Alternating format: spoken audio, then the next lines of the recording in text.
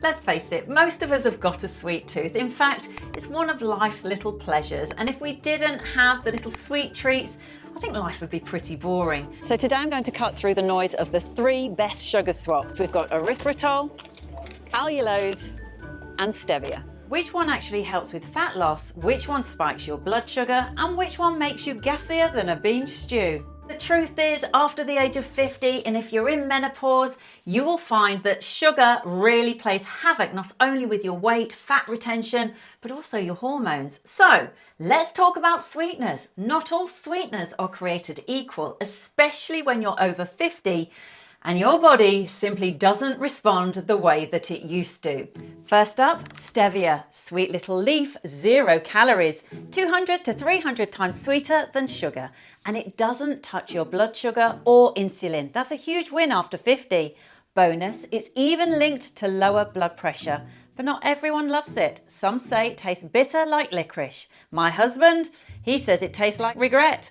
Personally, I don't mind it. Next up, erythritol.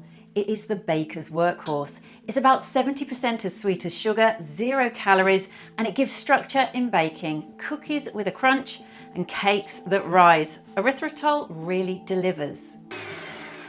But here's the kicker. A 2023 study linked very high intakes of erythritol with blood clot risk. But we're talking industrial levels, but it's still worth knowing. Also, some people get bloated or gassy from it. You know that healthy dessert that sent you running for your stretchy leggings? Yeah, that was probably erythritol.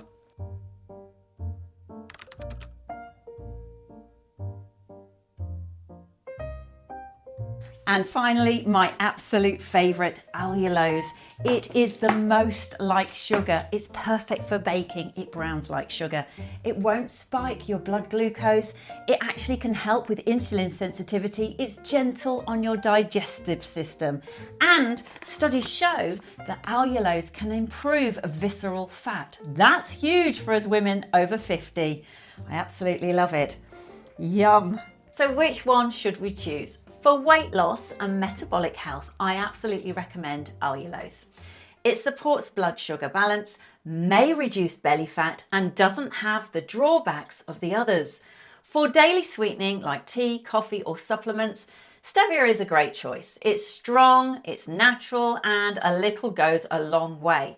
However, for baking, and if you love baking like I do, and let's face it, a cake without sugar is not a cake, it's torture. For baking, erythritol and allulose both perform well, but allulose has a better texture, fewer digestive side effects, and it behaves just like real sugar in recipes.